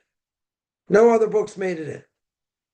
But for a number of reasons. It's not the point, but that's never going to change either. Every nation has an angel. That's why I asked about an angel of people in conversion. No, an angel, is an angel going to advocate for you? For your nation? No. Why should he? The angel's going to advocate for the nation in general. He's going to advocate for certain people who want to convert. I don't think so. That's all the advocating he's doing. He's doing for the general people, for what the nation needs. They need more water, they need more money, they need this, they need that. And God can say yay or nay, but no. No, it's a totally different thing. So they to interpret how you want, but you should listen to the voice of God. The Torah says very clear. You got to listen to the Kohen in every generation. The Kohen in every generation today are the rabbis, right? So God gave them the right to interpret, right? One of the things we say in the morning, there are 13 exegesis of interpretation that's brought down by Rabbi Shmuel of how to learn out from the verses. Different biblical exegesis. So God gave us the right to interpret. So you have to listen to what they say. But again, if they go off the rails, and totally misinterpret Torah in different ways, then you don't listen to them. Obviously you don't listen to them. Right? But if they're going, they're going in the right, they're going in the right way, God gave us the right to interpret. That's what the Torah says. If you don't listen to them, death penalty. Death penalty. So then the question is, okay, to listen and walk in his commands. That's what the Torah says. That's very clear. You have to attach yourself to God. We're said equal love for God. Yes. But how do you do that? There's 613 commandments, yeah? 613 commandments. So again, to walk in his ways means to do what he says. Now, what does it mean to do what he says? To do what he says means I have to understand the commandments to the best of my ability, and I have to fulfill them. Very good. How do I do that? How am I supposed to do that? The Torah says, Leviticus chapter 23. I don't know, I'll get there when I'm about 97 if I should live that long. And that is, you got to bring a nice smelling fruit on Sukkot. You have any idea what that is? You really think it's a lemon on steroids? Ain't going to be a lemon on steroids. Right? Obviously, it's an esrog, yeah. How do we know? Because that's what the rabbis tell us. That's what it is. But if I get it wrong, I didn't fulfill my obligation. Yeah, so to walk in his ways is listen to what the rabbi said. Now, the Karaites will say, I'm only going to listen to what God says. I hear this all the time from Karaites. I'm only going to listen to what God says. So my answer is, so explain these verses in the book of Leviticus. Explain to me what they mean. You got to listen to God. Yeah. Torah says you're not allowed to kindle a fire on Shabbos. What does that mean? According to them, you sit in the dark. Literally, you sit in the dark on Shabbos. You eat cold food. It's one of the reasons we eat cholents. Saturday by day, right? The longer you cook it, the better it gets. But you have to eat something hot. Show we're not a Karaite. Very good. But I got to know what to do. So going in God's ways, imitating God, so to speak, is doing what the rabbis tell us to do. Right? Otherwise, you won't know what to do. So you get people all the time, who say, I'm only going to listen to God. Very good. And I'm never going to listen to the rabbis. So I ask an obvious question. Torah says, a Moabite, in the book of Deuteronomy, a Moabite can never enter the congregation of Hashem. Ruth clearly is a Moabite. Yeah. She can't enter the congregation of Hashem. She's not allowed to convert. She's not allowed to convert no King David, no Messiah, even according to Christians. But I said, so what's the reason? How is she allowed to convert? So I know the reason. Right? At least one reason. Yeah. The Gemara gives a reason why. The rabbis tell us why. I said, okay, you don't want to listen to the rabbis. Good. So give me a reason. Give me according to the prophets. Give me according to the Torah. Give me a reason. You're not going to come up with a reason. Months went by. Finally, they conceded, okay. I guess I have to listen to the rabbis for something. Okay. I don't have a choice. Christians the same way. They have to believe what the rabbis say. Otherwise, their original text that they mistranslate as vowels. Who put in the vowels? If you look at the Torah scroll, it's got no vowels. So it says cook a calf in its mother's chet lamed beis. What does chet lamed beis mean? It could mean chalav, milk, if you put in the vowels, or it could mean chalev, forbidden fat. That means you can never eat fried food. Yeah. So how do you know how to interpret it? How do you know what the word means? Because they put the vowels in. Yeah, in the Masoretic text. So if you're going to tell me I never listen to the rabbis, that's a lie. If you want to say I pick and choose, okay. I don't have a problem with that. You want to pick and choose, fine. But you got a real problem here. And the real problem is any of your bad translations are based on the Masoretic text. And the Masoretic text has vowels. And guess who put in the vowels? They would never know how to read it otherwise. Yeah. So going in God's ways means I have to know what to do. I have to follow his path. I have to follow what the commandments say. Very good. So I got 613 commandments. How am I supposed to keep them? How in the world am I supposed to keep them? Some people say like this, some will say like that. Who knows what's right? Yeah. That's why we're the rabbis for. Tell us what's right, what's wrong. The person in conversion donates to charity. Will this merit go to the country he lives in?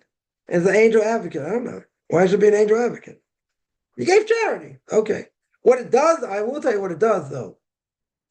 What it does, the Rambam says, every city, every state, every country, has a balance, right? There's a scale going up and down. It's always going up and down. If you do the right thing, the scale goes one way.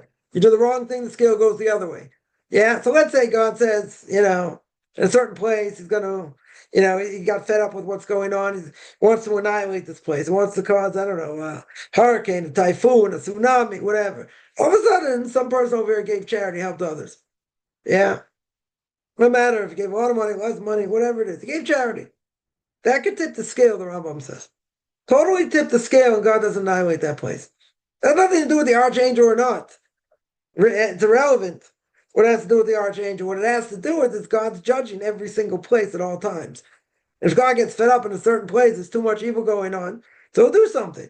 But if someone tips the scale, if your action tips the scale, you just save the whole country, or the city, or whatever.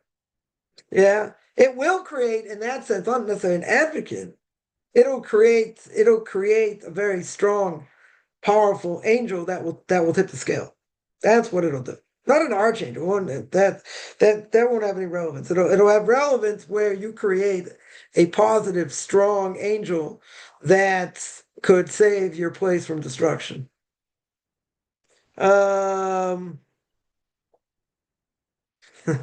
Someone says the mask goes. One rabbi told me if I donate to the merit, it goes to Satan, not to Israel. Well, yeah, no idea what that means. I don't see why that should be. Doesn't make any sense why that should be. Why shouldn't that help? Yeah. If a non-Jew, if they wanted to, they have the ability, if the temple existed, to give a free will offering. What are you gonna tell me that free will offering goes to Satan? He goes to Mr. S, whatever you want to call him. Yeah, it doesn't go as a free will offering. He doesn't get credit. Who says he's allowed to do that? Making a vow, maybe. I don't know if you should make a vow or not, but a free will offering he can certainly give. Yeah. So if he gives charity, why isn't that the same thing? Did you get no credit? Goes nowhere? Don't know. I have to see a source on that. Get a source for me, and I'd like to see it. Wasn't there originally no spaces either? Was there no spaces? I don't know. Not sure on that. If it wasn't spaces, that would have been very hard to figure out. But even harder to figure out. Could be. Could be. Then I have to check. Let me see if there are other questions here. Someone says, imagine it's good to have faith in God. Yeah. They have enough time to study, right? You're making working 5 or 6 days a week. Is there a 2-day weekend in Judaism? I'll tell you, if you work extra, you lose out in other places. Yeah. So a person has, a regular 9 to 5 job. Do you have to work 6 days? Unless they want you to work on Friday and you can't take off, so you might have to work on Sunday. Okay. But more than that, you don't have to. More than that, you certainly don't have to. Shabbos you have to keep it. If you're a Jew, you have to keep it. So you have to take it off. Right? So you work a 5-day week, right? Or you work a 6-day week, right? Or you work on Sunday. Right? If you have to. If a person has their own company, let's say, and you're gonna cut out early on Friday, so you might want to work on Sunday. Make up for that. You don't have to. You don't necessarily have to unless you feel you're missing out. Right? If you're gonna miss. But you certainly don't have to. You certainly don't have to. And is there a 2-day weekend in Judaism? No. I mean, there are no days off. I mean, you have Shabbos, you have festivals. Certainly, like here in Israel, Sunday doesn't exist. Sunday's a regular day. Yeah, trying to change that, but Sunday more or less is it's a regular day. So, outside of Israel, let's say a person didn't have to work, Sunday's probably the most wasted day. Besides Saturday, if you're not keeping Shabbos, probably the most wasted day. Yeah, people do errands, they relax, they this. If a person's not working, you can spend the whole day learning. If you didn't have other responsibilities. So it's a great day, it's a huge day to learn. In Jewish schools, they go to school. Girls probably don't. But, boys go to school on Sunday. Certainly in the States. It might have a little bit of a shorter day, but that doesn't change anything. So Sunday, I think, is a very wasted day. Very wasted day in general. A person's working, they don't have to work. Let's say for argument's sake, they don't have to work on Sunday. Okay, I spend time with family, good, but you spend most of the day learning. Otherwise it's a totally wasted day. One second. Any other questions? No vowel space. It could be there weren't. I don't know.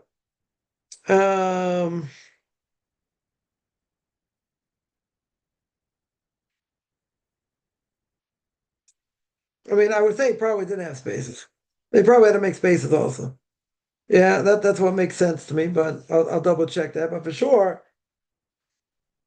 vowels were needed. And I hear I get these Christian scholars saying, yeah, they know Hebrew, they know this, they learn that, and they totally misinterpret. But if you can't learn, the Torah in the original, which probably a lot of them can't learn the Torah in the original, you're basing it on a mistranslation at best. So if you don't know the Hebrew, how can you advocate what you want? If you don't know the source itself, that's like saying, well, I know about it, but I can't read it inside. Well, if you can't read it inside, then what are you commenting on? Well, say, I'm relying on other people. Very good. What are they relying on? You'll say they're relying on other people. Or let's say they can read the text themselves. Okay. So you got biblical scholars out there, Christian biblical scholars, let's say. Yeah. Even if they're biblical scholars, they don't mistranslate, they don't misrepresent. Of course they do. Yeah. Even if they think, well, this is what the word means in this, in this context or that context. Yeah, they're taking it out of context. That's what they're doing. 100%. But a lot of them, they don't have the knowledge. They 100% don't have the knowledge. So if they don't have the knowledge, what are they commenting on? Right, same thing. The whole basis of what we said, at the beginning of, you can go on Sfaria, and get all this great information. You can go through Tanakh, you can go through other things, see Rashi's commentary, other commentaries, translated very good. The only problem is, which is the major problem, is if you don't know what you're looking at, and you never, you're not learning, under someone who can tell you what it means, then you're going to come up with all kinds of crazy explanations. Crazy explanations. Yeah. And I hear this all the time because I get trolled. So it's like, wow, I saw in Sfaria and the Barbanel says like this, and Rashi says like this, and how can they disagree? And okay, do you understand that was the whole point here? Do you understand how world law works? No. Are you on the inside? No. But you're quoting certain things that have no relevance to anything. They have no relevance to anything. So what are you commenting on? Doesn't matter if they disagree. Yeah, they should agree more. That doesn't matter. But you understand what happened? You understand the history behind it? You understand why there's disagreement? Once you understand that, then you can comment. Then you can say, well, this, that, and the other thing. But you won't. You know why you won't? Because now you understand. Now you understand how it works. But if you don't understand how it works, soup to nuts, then you make any comment you want. Okay. It sounds good. Well, I think this. I don't care what you think. You're not on the inside. Rabbi, blessed memory, once told me, Rabbi once said, these two priests come up to him. He was, whatever, he's a teenager, whatever. And they wanted to learn like a certain tractate. They learned a certain tractate. Yeah. And they wanted to speak to him and learn it. So he said, these priests could repeat it backwards and forwards. They knew it, they knew it verbatim. He said, when they started asking them questions, they know anything. All you have to do is start asking a couple questions. Doesn't mean you didn't understand the translation. Translation, you can, any language, doesn't matter. They even got it in Korean, because Koreans think, Jews are so smart or whatever, so they translated the Gemara into Korean. Okay. But how much are they really going to understand? Seriously, how much are they going to understand? You can't learn oral law without having someone teach you, right? You can't. It's impossible. Yeah, you won't get anywhere. You don't have the greatest translation. Art Scroll, give them credit. They have great translation, great, great footnotes and everything else. Okay, but if you don't learn under somebody, you're not going to make heads and tails out of it, right? Because the footnotes are going to say, okay, Rashi says like this. Maybe you got the Rashba, others say like this, and they make inference, whatever. But you have to know what's going on. You have to know where the inference comes from and why they disagree and what's going on. I'm not going to figure that out. They can be very bright. I'm not saying not. It has nothing to do with being bright or not, but having a high IQ. You got to know how it works, right? And you have to see what's Rashi commenting on, what's Tosfos counting on. What are they commenting on? What are they saying that the Gemara is not saying, or what are they saying the Gemara is saying? Or what are they interpreting? Okay, then you get to the heart of what the discussion is. But if you can repeat it verbatim, anyone ever see the Frisco Kid? The Indian chief's got the Sefer Torah. He's got the Torah scroll. He says, I read the Holy Torah. I didn't understand a single word. Thank you very much. So they could be parents. This rabbi told me. He said they could be parents. Yap, yap, yap, yap. They can repeat the whole thing. Chapter after chapter. They can repeat page after page. Understood nothing. Nothing. Has nothing to do with intellectual capability. You don't have anyone teaching you. If you don't have anyone teaching you, how are you going to understand it? You understand the way you think. So who cares the way you think? This thing has to be taught generation to generation. It has to be taught someone who knows. So there are certain things that, I'll give one example. If a person, sometimes in a verse will have a certain word, and the rabbis will say, oh, I got this word over here. And I got the same word somewhere else. So I can make a connection and say they mean the same thing. Yeah, in two different contexts. They mean the same thing. Okay. Commentaries say you can only say that if you had a tradition that someone else actually made the same comparison. If they didn't make the same comparison, you can't say that. Right? You can never say that. So there's certain things. There's certain things you can't say on your own. You gotta see. Is there a tradition saying such a thing? There isn't. You can't make it up, as you go, right? But again, as intelligent as a person is, you'll never get anywhere, right? I promise you. I'll curse everybody. You'll never get anywhere unless you have someone properly teaching you. And I get this question all the time. Rashi says something very good. Yeah. But what does he mean? It's a different question. And if you have other knowledge, you say, why is it a contradiction to this? Good. That's a higher level of learning. Very good. Maybe it's a contradiction, maybe it's not. Right? Right? But, if you're not learning by somebody or someone's teaching you, you're not going to get it. I'll give one example, one practical example. Yeah. The Torah says, Leviticus chapter 19, the Torah says, you got to give rebuke. You got an obligation to give rebuke. Since you have an obligation to give rebuke, yeah, someone says, every time a Jew does something wrong, you got to rebuke them. This is what someone tells me. Okay. So I said, did you read the end of the verse? It says, what does the end of the verse say? The end of the verse says, you give rebuke as long as it doesn't bring you to sin. Right? It should not bring you to sin. Now, what does that mean? Let's say you don't know how to give rebuke. You rebuke somebody and you embarrass them in public. You just caused the sin. You watch the portion of the world to come, unless you apologize and they acquiesce and they give you atonement. Yeah, they not give you atonement. They say it's okay, whatever, and you appease them. So I said, okay, let's look at the first part of the verse. First part of the verse says you give rebuke. So again, the person says you give rebuke anytime, any place. I said, how do you know that? I said, what if you don't know how to give rebuke? What if you don't know how to give rebuke, let's say, and now you embarrass someone in public? He says, it doesn't matter. What do you mean? The Torah says you're not allowed to embarrass someone in public. Yeah? Causing someone to sin means you did something wrong when you gave rebuke. That's what it means, literally. You did something wrong giving rebuke. So what if you don't know how to give rebuke? So I brought out all kinds of things, all kinds of questions. And the person got flustered, understood. The person got flustered. He said, I'm missing a ton of information. You're right. Doesn't mean you can't ask the question.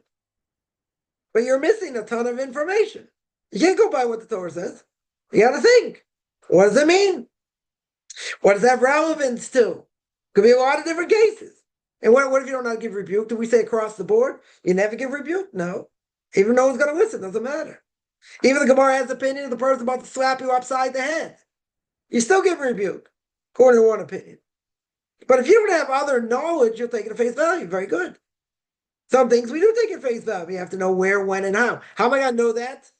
Right? See, a little bit of knowledge is dangerous. You know what they say? If I know a little bit about a lot of things, it makes me an expert in nothing. Yeah. So the person says, well, I know this. Okay. But you don't know the context. You're missing, 2, 3, 5, 10 pages of, Gemara and commentaries on the topic, but that's okay. You can still talk out of your elbow. I'll entertain the question. I'm in a good mood, right? I'll entertain the question, but you have to realize you're missing information. So back to the original thing, if you're not on the inside and you don't know how it works, you don't have a right to ask the question because you're missing tons of information, right? Then they're going to misconstrue it. They're going to misquote it. They're going to do other things. And they say they should, the rabbi should agree. They should do this, do that. Okay. Do you know anything about history? Do you know how oral law works? No, but I don't like it. That wasn't my question. Do you know how it works? How it was set up? Why it was set up? Why we have an obligation to listen to them? Why someone who learns Torah has to learn from somebody? You can't just learn at the right, you got to get the right information. And this is why things come up skewed all the time, because people don't have a half a brain to learn it by themselves. Doesn't mean they don't have a half a brain. They can't learn it by themselves, period. Period. And everything a person learned that came out of Christianity, wherever they came from, every last thing has to be relearned.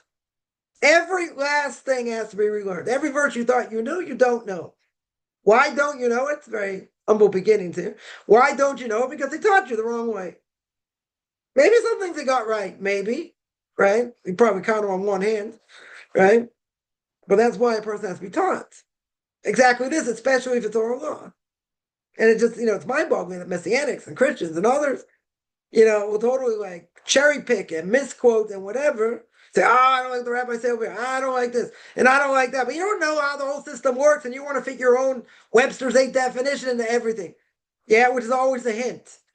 Never direct. But the Torah says I got to listen to the rabbis. I got to listen to them.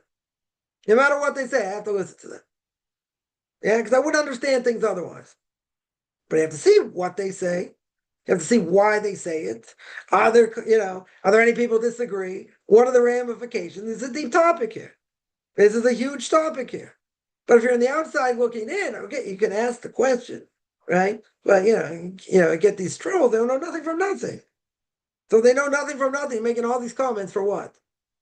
For what? Say, oh, we're right. And Christianity's right. But you didn't say anything. You said absolutely zero. I have to entertain that? No, I'm pointing out that oral law is systematic. And there's good reason why it's systematic.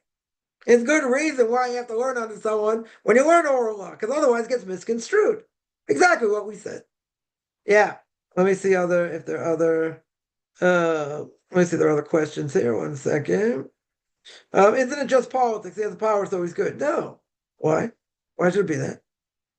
Why should it be like that? Let's go back. Let me go back first. Why is God considered good by definition? Why shouldn't he be?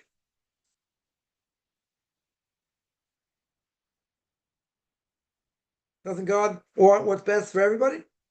If God is all-knowing, yeah. If God is all-knowing, so he knows everything, why would he create the world to be bad? It says God created evil. Very good. Isaiah chapter 45, verse 7. Doesn't mean he's evil. Doesn't mean he's evil. Yeah. The Torah makes clear God is in truth. Prophets say that. Torah says that. Why would I think otherwise? Oh, you gotta tell me, people suffer. Okay. Why do they suffer? Why do people suffer? What do we say before? 99.99% of the reason they suffer is sin. Is that God's fault? No. Punishment is punishment evil? If a child shakes up a kid because he just ran in the middle of traffic, is that parent evil? Maybe the kid will call the police on them. Probably, right? But is that parent evil? They're not evil. They're educating their kid. They'll make sure the kid will never do it again. I had someone tell me, No, I can never do that. That's bad education. This, that. I said, okay, let me ask you. You don't have kids yet. Let me say, you got a 2-year-old crawling with a screwdriver. He's got a screwdriver. During the week, we'll make it easy. During the week, he's about to put the screwdriver in a light socket. Yeah, that could probably kill him, potentially. Yeah. What are you gonna do? You're gonna do whatever you can to stop him. Yeah. And you're probably gonna shake up the kid to make sure he never does it again. Now, is that bad education? Now, if you can explain it in a way, the kid's gonna get it, he's never gonna do it again or whatever, in a firm way, okay. You're gonna scare the dickens out of the kid, he'll never do it again. That's bad education? It's not bad education, right? I wouldn't say it's bad education. Scare them. Scare them so they'll never do it again. Kid runs in the middle of the street. You're going to say, oh, Barrel, come here. Barrel, no. You're going to scream your lungs out, and make sure he doesn't do it. Or stop him or whatever. You're not going to be like cool, calm, and collected. So, even if God has to punish, let's say, doesn't make him evil. So it doesn't make it evil. Punishment is good. Discipline. We need discipline. We don't want discipline. So why do we believe that God is all good? Because why would he do anything bad? He created the world. He created for us, for our benefit, because he has no needs. So if God created for us, God's a huge benefactor. Look what he did. He gave us air, gave us food, all these things. And he just put us in this world to suffer. Let's read in the first chapter. What's our purpose in the world? By the Ramchal, Path of the Just. It's a struggle, a toil. That's our purpose. That's exactly our purpose. Say it all the time. Right? That's exactly our purpose. That means God isn't good, that we suffer and we struggle. You say, hey, I shouldn't struggle that much. Shouldn't have to go through this, go through that. That doesn't matter. That doesn't matter. That doesn't mean God isn't good. That's what it doesn't mean that. Yeah. Yeah. Or remember one thing, when you're close to the king, you get burned.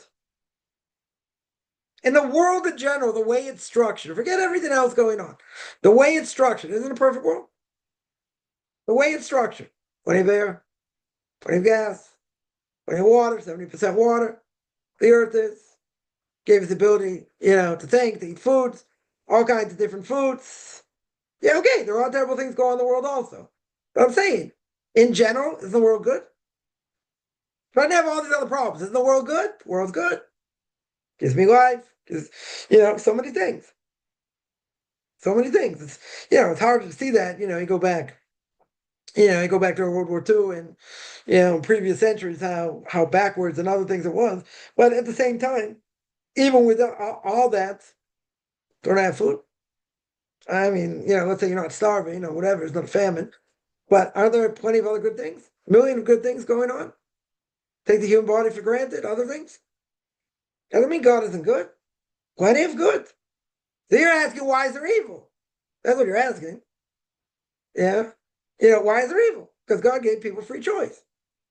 Yeah. But it doesn't mean everything we see that we're going to say, oh, it's so bad. And why did God do it? Or whatever. If God's so perfect, whatever. Okay, that's the idea of suffering in general. That's true. Why would God want anyone to suffer? He doesn't. If we keep what he says, we wouldn't suffer in general. But we do. So it's temptation all around. But again, part of that's the test. Part of that is exactly the test. God's going to say, you're going to keep my Torah mitzvahs, even if I toss you around like a rag doll or not. It's also part of the test. Doesn't mean God isn't good. And if we're tested, and let's say we pass the test and it changes us who we are, and it makes us better people. The test wasn't worth it. You say, but it was hard, and I had to stop. Okay, you're right. You're right. And I had to go through all discipline and different things. Good. But that doesn't mean it wasn't good for me. A person may say, well, certain things maybe weren't good for me. Maybe certain things were so hard it destroyed certain things. But at the end of the day, in the bigger picture, did it change you? Did it make you better? Did it give you more faith and belief in God? Yes. Let's say it did. Let's say it did, for argument's sake.